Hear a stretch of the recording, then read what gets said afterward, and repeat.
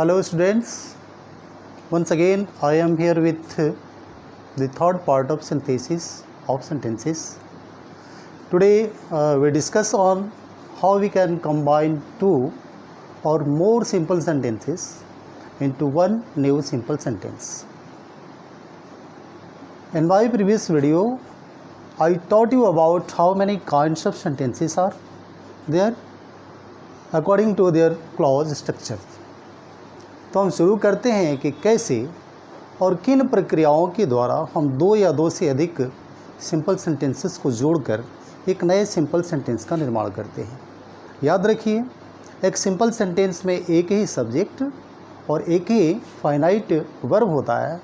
अतः जब हम सिंथेसिस की प्रक्रिया के द्वारा दो सेंटेंसेस को जोड़ करके एक ही सेंटेंस जब बनाएंगे तो उस सेंटेंस में भी एक ही फाइनाइट वर्ब और एक ही सब्जेक्ट होना चाहिए, तभी जाकर के वो सिंपल सेंटेंस बनेगा। तो हम ये प्रक्रिया अभी शुरू करते हैं। इस प्रक्रिया में पहला जो है, जिस प्रक्रिया के द्वारा हम सिंपल सेंटेंसेस जोड़ते हैं उसको पार्टिसिपल कहते हैं। So we can join two simple sentences by using participle.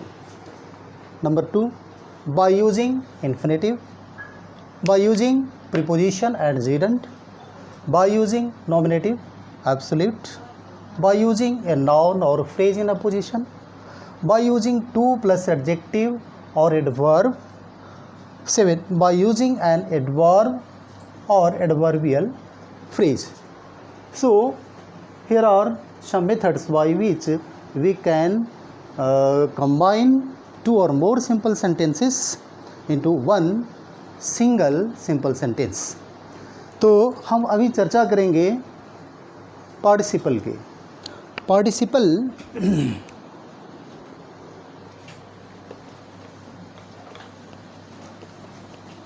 Participle की थोड़ी सी हम लोग जानकारी ले लेते हैं कि आखिर पार्टिसिपल क्या है, तभी जाकर के हम इस प्रक्रिया को प्रारंभ कर सकते हैं। इसके बारे में हमें जानकारी होना ज़रूरी है। तो पहले तो हम ये जानें कि हमारे पार्टिसिपल के कितने काइंड्स होते हैं, कितने प्रकार होते हैं। सो काइंड्स ऑफ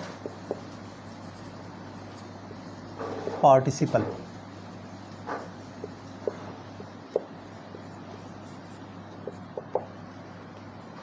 पहला है present participle. Present participle. Present participle v plus ING, यानी कि वर्ब में जब आईएनजी जुड़ता है तो प्रेजेंट पार्टिसिपल बनता है, और इसी को हम V4 भी कहते हैं। जब आप वर्ब फॉर्म्स की पढ़ाई करते हैं तो पहला तो हमारा बेस फॉर्म होता है, किसी भी क्रिया का बेस फॉर्म यानी कि प्रेजेंट टेंस का फॉर्म होता है। फिर दूसरा जो है पास्ट यानी कि V2, तीसरा जो है V3 यानी कि पास्ट पार्टिसिपल, और फोर्थ जो है वो प्रेजेंट पार्टिसिपल होता है, और फिफ्थ फिर प्रेजेंट टेंस का वर्ब होता है।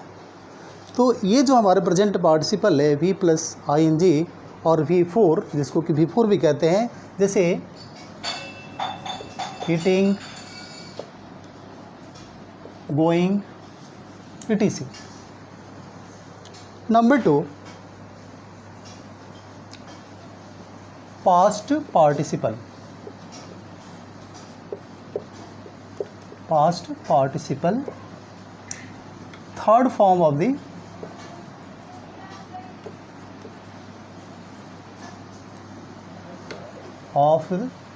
verb,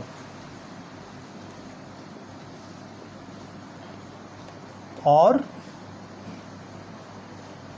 V3 यानी कि V3, for example eaten, gone, etc. ये हमारा पास्ट पार्टिसिपल है। तीसरे नंबर पर हमारा आता है perfect participle. Perfect participle. Perfect participle कहते हैं जब हैविंग के साथ क्रिया का तीसरा रूप प्रयोग हो, अर्थात having plus V3, for example having gone, having eaten, etc.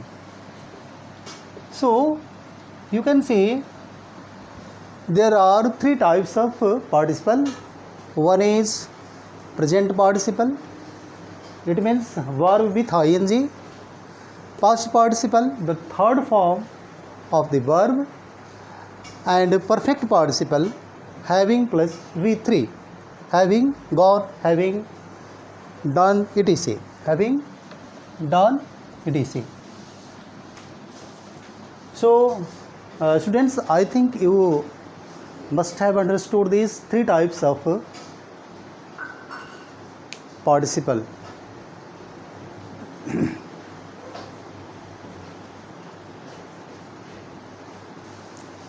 तो ये तो रहा, मैंने आपको 3 प्रकार बताए पार्टिसिपल के, प्रेजेंट पार्टिसिपल, पास्ट पार्टिसिपल और परफेक्ट पार्टिसिपल।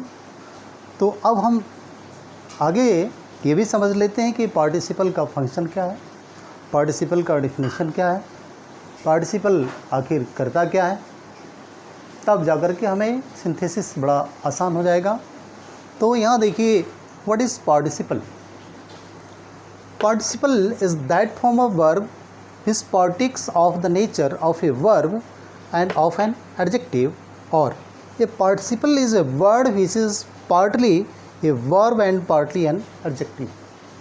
जैसा कि डेफिनेशन कर रहा है कि पार्टिसिपल एक ऐसा वर्ड है जो थोड़ा सा तो वो वर्ब का फंक्शन करता है और कभी वो एक एडजेक्टिव का फंक्शन करता है, यानी कि जिसके अंदर एडजेक्टिव और वर्ब, क्रिया और विशेषण दोनों के गुण मौजूद हो, उसी को हम लोग पार्टिसिपल कहते हैं। अर्थात वो ऐसा शब्द जो एडजेक्टिव के भी रूप में प्रयोग हो जाए और जो वर्ब के भी रूप में प्रयोग हो जाए। फॉर एग्ज़ाम्पल, ज़रा एग्ज़ाम्पल के माध्यम से हम लोग समझते हैं कि पार्टिसिपल कब क्रिया के रूप में और कब एडजेक्टिव के रूप में प्रयोग होता है। पहला एग्जाम्पल है,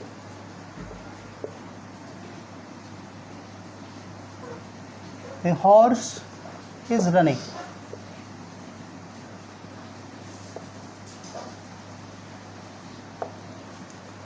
ए हॉर्स इज रनिंग, आप देख सकते हैं कि यहाँ रनिंग प्रेजेंट पार्टिसिपल है। एक घोड़ा दौड़ रहा है। आपको ये समझ में आ रहा होगा कि ये सेंटेंस हमारा प्रेजेंट कंटिन्यूअस टेंस में है, अर्थात यहाँ पर जो रनिंग है एक क्रिया के रूप में प्रयोग हुआ है। ये कंटिन्यूअस टेंस का फॉर्मेशन कर रहा है।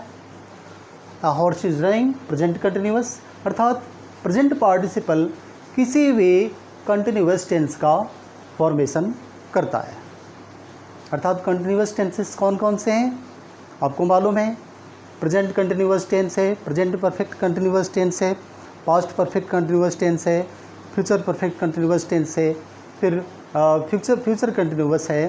ये सारे कंटिन्यूअस टेंस का जो निर्माण है वो प्रेजेंट पार्टिसिपल से होता है। अब ये तो हमारा एक वर्ब की तरह प्रयोग हुआ। दूसरे एग्जाम्पल में हम देखते हैं, I saw a running horse.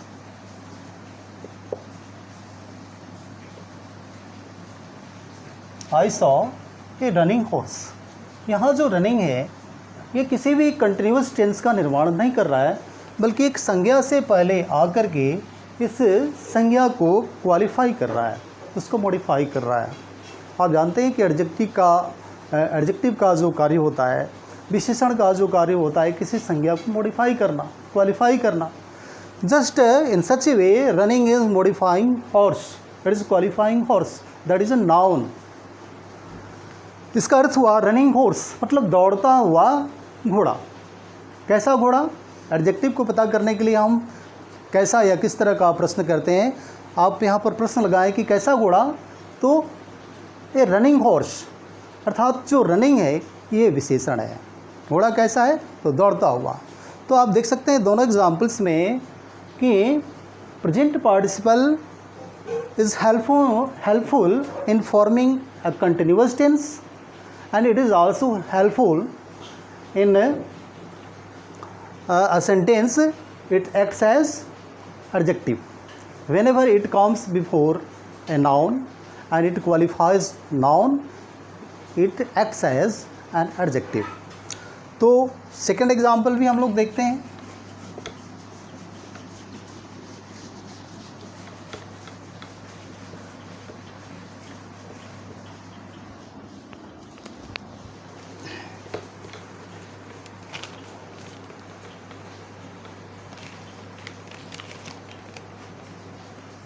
Example, the work has tired me. आप देख सकते हैं कि ये हमारा प्रेजेंट परफेक्ट टेंस है। ये जो सेंटेंस है प्रेजेंट परफेक्ट टेंस में है। The work has tired me, यानी कि काम ने मुझे थका दिया है। Here tired has been used as the main verb forming present perfect tense.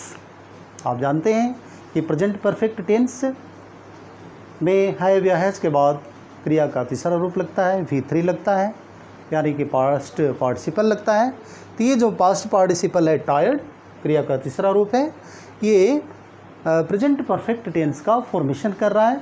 इसलिए here tired has been used as a verb. But in next example, a tired man is sitting under a tree. A tired man, आप देख सकते हैं कि man यहाँ पर जो है नाउन है और टायर्ड ये पार्टिसिपल है, पास्ट पार्टिसिपल, जो कि नाउन से ठीक पहले आया है और ये ठीक पहले आकर के इस संज्ञा की विशेषता बतलाता है, यानी कि व्यक्ति की विशेषता बतलाता है। एक टायर्ड मैन, इसका अर्थ हुआ एक थका हुआ व्यक्ति। Is sitting under a tree, एक थका हुआ व्यक्ति पेड़ के नीचे बैठा हुआ है। तो मेरे ख्याल से आप अच्छी तरह से समझ गए होंगे कि पार्टिसिपल क्या है। Participle partly a verb and partly an adjective. It can be used both. So whenever a participle is used before a noun to qualify it or to modify it, it acts as an adjective, and whenever a participle is helpful in forming a continuous a tense, it is used as main verb. So dear students, I think it all must be clear to you. तो अब हम आगे चलेंगे ये कि participle का use करते हुए हमें दो सेंटेंसेस को जोड़ना है।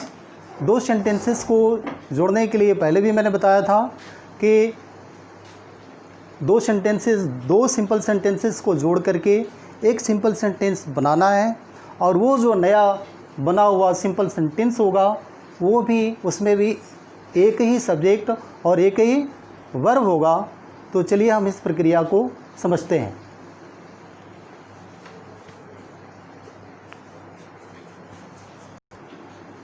तो स्टूडेंट्स, हमने आज इतना ही समझना था, क्योंकि लंबी वीडियो बनाने में काफ़ी बोर्डम जैसा आप लोग को देखने में भी हो सकता है, इसलिए मैं छोटे छोटे टुकड़े में ये वीडियो बना रहा हूँ, ताकि आपको थोड़े पार्ट में आपको देखने में भी कोई दिक्कत ना हो, कोई परेशानी ना हो, और आप बोर्डन भी फील ना करें। तो अगले जो नेक्स्ट मेरा एपिसोड होगा उसमें हम दो सिंपल सेंटेंसेस को पार्टिसिपल के माध्यम से जोड़ने की प्रक्रिया आरंभ करेंगे। तब तक के लिए हम यहीं पर बात अपनी ख़त्म करते हैं।